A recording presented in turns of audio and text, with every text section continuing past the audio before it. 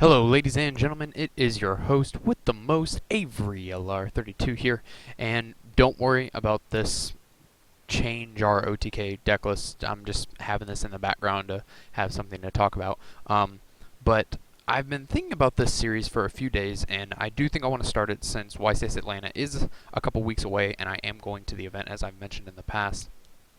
I just want to start out by saying real quick, thank you Kiko25X for posting my video on your channel. It has helped me out a lot.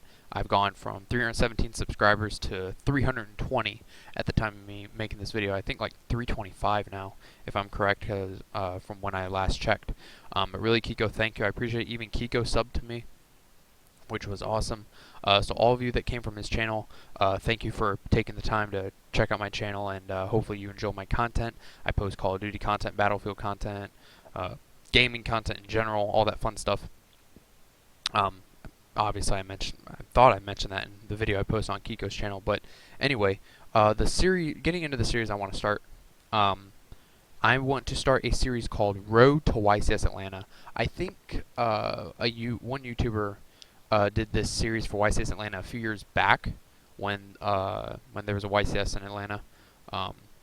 But I kind of want to just bring it back as something just cool to do leading up to YCS Atlanta, where in this series I will be discussing archetypes that you need to watch out for going into YCS Atlanta, just discussing everything YCS Atlanta up to the point that YCS Atlanta happens, which I believe is about a couple weeks from now. Today is the 18th.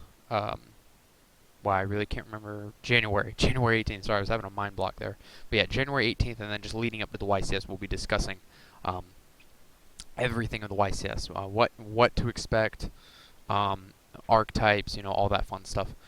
So what I wanted to talk about today was, I'm not sure what I'm going to title this yet, but obviously it'll be in the title what I decide to title it. I'll probably title it something like Archetypes, just because I want to start from the get-go and lead my way up, so to speak. So I'll start with the main archetypes you want to watch out for, the lower tier archetypes that may show up, and a perfect example of that is Gravekeepers. If I could just find it here.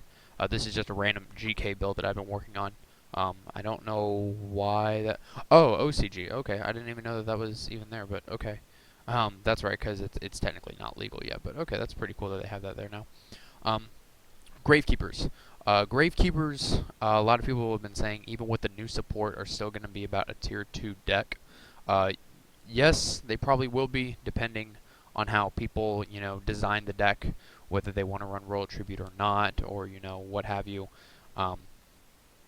But the deck is still going to be seen. There's no doubt about that. And any time that an older deck gets new support, look, Lightsworn, for example, Gravekeepers, example, you're going to see that deck come out of, we'll say, the garage of old decks, so to speak, in Yu-Gi-Oh! And we will see them flourish, not really part of the 2-week syndrome per se, since the set Legacy of the Valiant just came out, but you are definitely going to be seeing it at higher tier events, i.e. ARG Circuit Series, Regionals, YCSs, etc., until the format is really established. And we see this all the time at the start of formats. Look at the 2-week syndrome. We have Inzectors, we have Mermail, Firefist, Fire Kings, Harpies, all this stuff.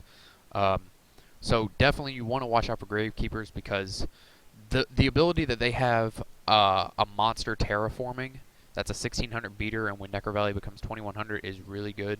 Nobleman, I actually pulled one of these out of my packs today from my sneak peek today. I pulled this and a Shaman. Nobleman is a pretty nice card, I'm not gonna lie. The fact that you're able to special summon a Gravekeeper in face down defense gives you immediate access to your spy, which makes the deck a bit faster. It doesn't make it explosively faster, but it does make the deck a bit of a threat, especially if they have Necro Valley on board. They immediately have a 2500 defense wall on board, which can be able to get them any other kind of monster that they want. More specifically speaking, Descendant, because of the fact that Descendant's able to just simplify the game state, and the fact that pretty much Gravekeepers play like a stun deck, since your opponent's what I'm trying to say, the Gravekeeper player is going to try and bait you into attacking and get you to use their back row. More specific cards, Silent Honor Arc. I pulled an ulti of this out of my sneak peek cards, or out of my sneak peek packs. This card is definitely going to be seeing a lot of play. I kid you not. This card is a Relinquished on steroids. It's a 2100 attack monster. It's got decent stats, I'm not going to lie, and the fact that it's generic rank 4 is even better. And it's also a water, so that means that Mermail can also use it. And not even to mention Extinction Knight. Extinction Knight is going to be seeing a lot of play. Probably the top 2 exceeds that you will probably see going into YCS Atlanta is going to be Silent Honor Arc and Extinction Knight, because those 2 cards are super, super good out of Legacy of the Valiant. So that's pretty much everything for Gravekeepers. Other lower tier decks, well, maybe move on to higher tier decks, since that's pretty much more of what you're going to see, even though you will see Gravekeepers. Let me just find a random Dragon Ruler build here. This is, oh, that's not a complete one. I know this is an old build from last format, but the point is that you get what I mean.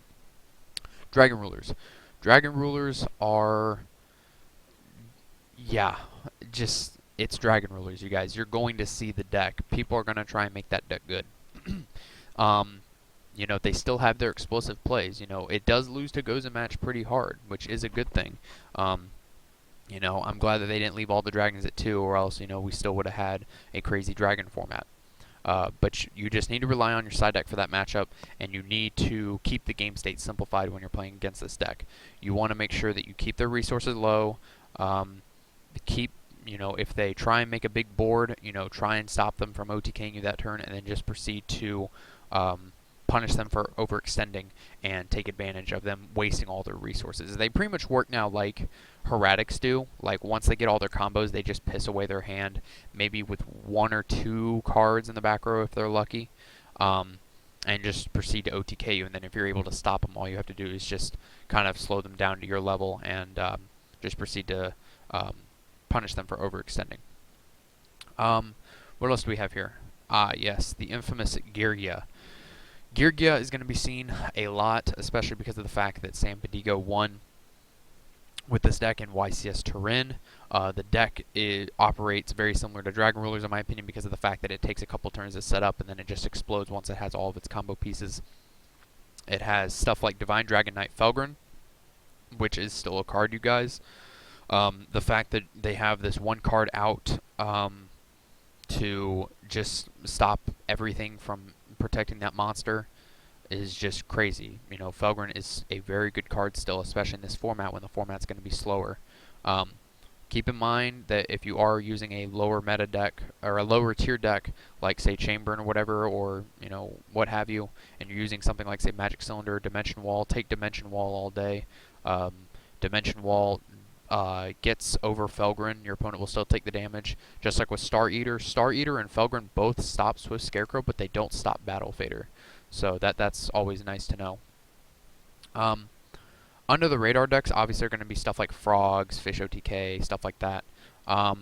You're going to have your Rogue, like, for example, Jaugenburn. You're going to see decks like that, you guys. It's going to happen. I mean, I can vouch for it. Like, I ran Dragon Rulers at a Kissimmee Regional here in Florida, and the deck that I played against round 1 was anti-meta, and I got smashed. Like, it happens. You know, like, oh god, I'm not even going to get into that. Spellbooks. Spellbooks are super, super, super, super good, even with just 1 Fate. Remember that Fate does not target. And, oh man, with their searching ability, it's crazy, you know. It's still a very good, viable deck, you know. The fact that they have access to basically their own Dark Arm. They can nuke the board with World. They can get rid of your stuff with Fate. They can recycle it with Spellbook of Eternity. It happens. You have to watch out for, you know, everything that's in their extra deck. You know, it's just something that you got to watch out for. That's all I can really say about the deck. But moving on, you're going to have those random OTK decks. It's going to happen. At the beginning of every format, people are trying to find ways to exploit the format and just crack it open for terrific ideas, and this is one of them. Volcanic OTK. Obviously, this is a lower tier deck, but the point is that it's an OTK, so you see what I mean. You're gonna see people trying to OTK all over the place. You know, Dragon Ruler is a perfect example. Heretics is a perfect example. People are gonna try and go back to their old ways of, you know, using herpaderp OTK decks. Like I said, Heretics are a perfect example. You have to watch out for those big OTK push decks, because what's good about those is that, yeah, they try and OTK you, but if they can't OTK you that turn, then they're gonna be really screwed. Mermail. Mermail is still a good deck even with just one title. They're pretty much just mono Mermail now. And the deck is actually fairly cheap to build if you already have a Big Eye and a Dracosac and an Abyss Gaios. Even if you don't have Abyss Gaios, it's only like $1. Gungnir's not that much. If you already have an Armides, then you're good. You don't even really need Armides. Abyss Sphere is only like a $5 card. Abyss Megalos are only like $5 to $10, if $10. The deck is pretty cheap to build now.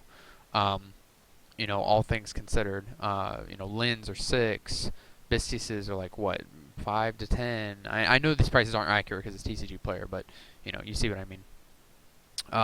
Hand traps, in particular, they're up in the air. The thing is that with the format being slower, Max isn't seeing a lot of play. People are starting to go back to Valor. It's kind of up in the air. You always want to be prepared for hand traps, of course. People are going to be having those Valors for your Gear Armors, for your Divas, for your Abyss Megalos, for your Mono Glacias, if anybody's even using that card anymore. It's still going to be happening, you guys. It's just something that you still want to watch out for. Noble Knights, oh boy, you're going to probably be seeing these all. Probably not as much as Fire Fist and Fire Kings, but you're still going to see this deck being used a lot in higher tier events. Going into YCS Atlanta, this deck is definitely going to be seeing a lot of play.